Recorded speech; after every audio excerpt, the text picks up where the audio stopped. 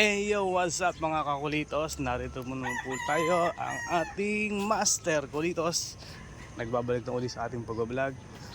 So right now po, pakikita ko po ngayon sa inyo yung ating mga tanim na sobrang tagal na natin hindi nag-post.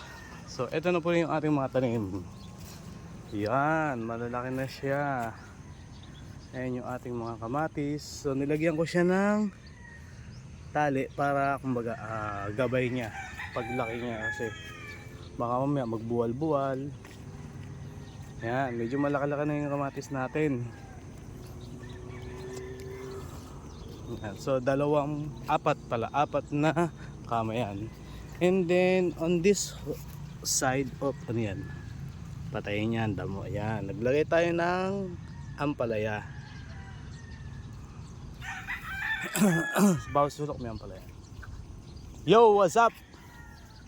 Yun, okay, ampalaya. So para pag ano, gagawin natin siya dyang shade. Yan. Lalagyan natin dyan ng mga bagingan ng ating ampalaya. Ayan, ampalaya. So bawat ganito meron siyang ampalaya. And then dito yung ating mga nagawang kama is meron na tayong mga sili. Yan. So bali apat na kama niyan ay siling panigang, and then yung dalawa dito sa side, yan, ito po ay siling labuyo.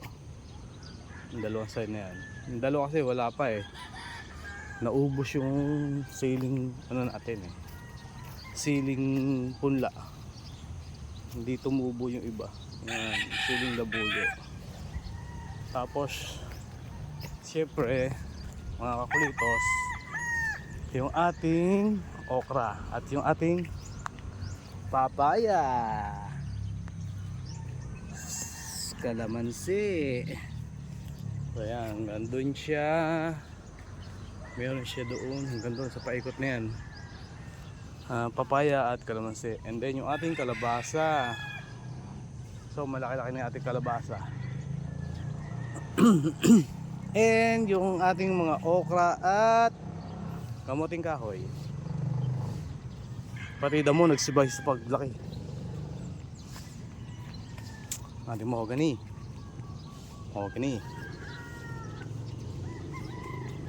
Yan. So hanggang dun yan, hanggang sa makarating tayo doon. Ating kalabasang inilipat. Ayan. So yan, tatanggal-tanggal natin na ng mga maliliit na damo. Kalabasa. Yan, medyo mahaba-haba na yung mga kalabasa. Papaya. So yung mga papaya natin, mahaba-haba na yung kalabasa. And then yung ating malunggay, yun, ganda na ng tubo niyan, daming sanga-sanga niyan. Yung pa isa.